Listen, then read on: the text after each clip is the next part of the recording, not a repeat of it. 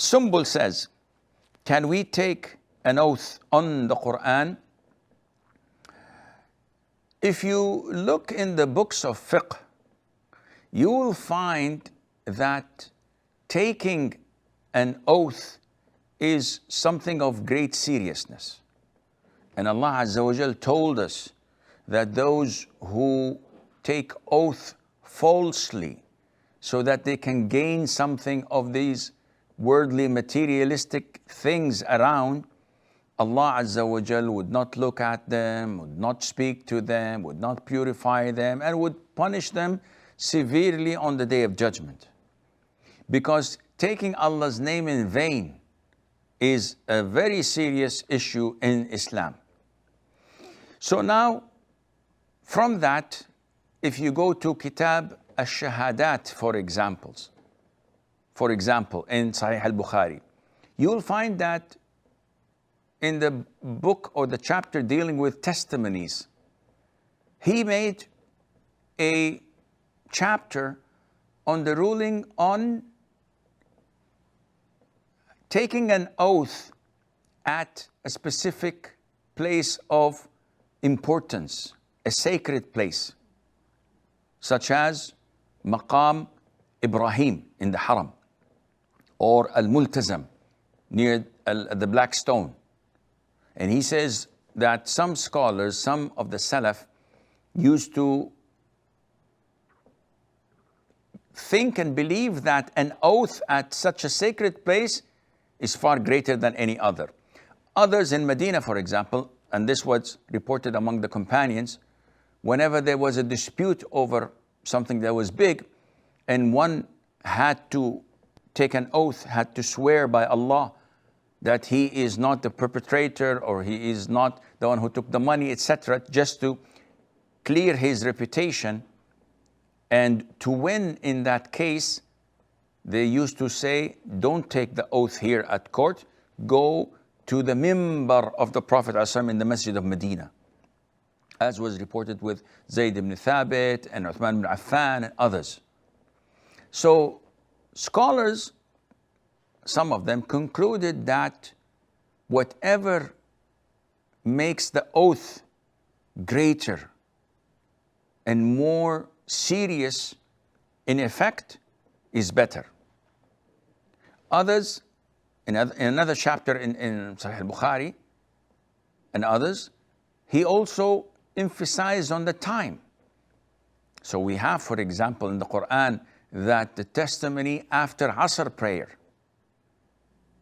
So they say that the time also has some importance. From these two, the scholars have split it.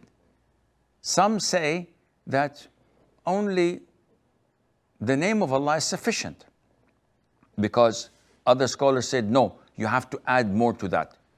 So the vast majority say that saying, Wallahi, I didn't do that, this is sufficient. Some say, no, you have to repeat Wallahi 3 times. Wallahi, Wallahi, Wallahi. Others say that you have to glorify Allah more by saying, Wallahi, the creator of the universe, the knower of the present and the past and the future, the one who gives life and death. You praise Allah. The more you praise Allah, the greater the impact of the oath is.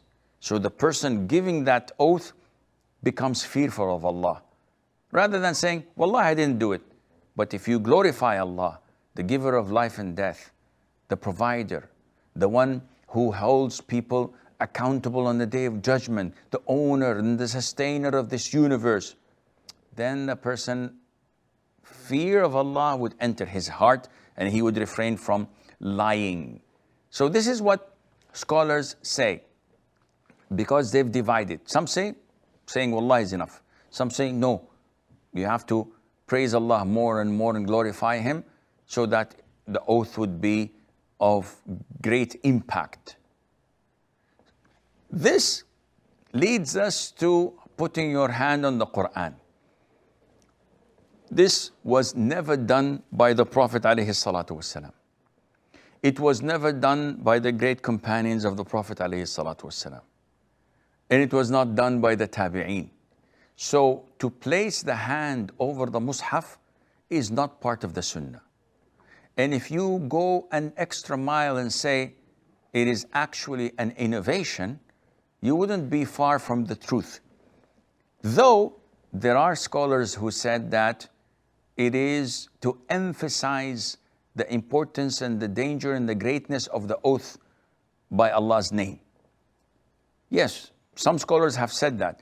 But when we retract and look back and find that neither the Prophet ﷺ nor his companions or the tabi'een had ever done such a thing, we know then this is not part of the religion, and one should refrain from it.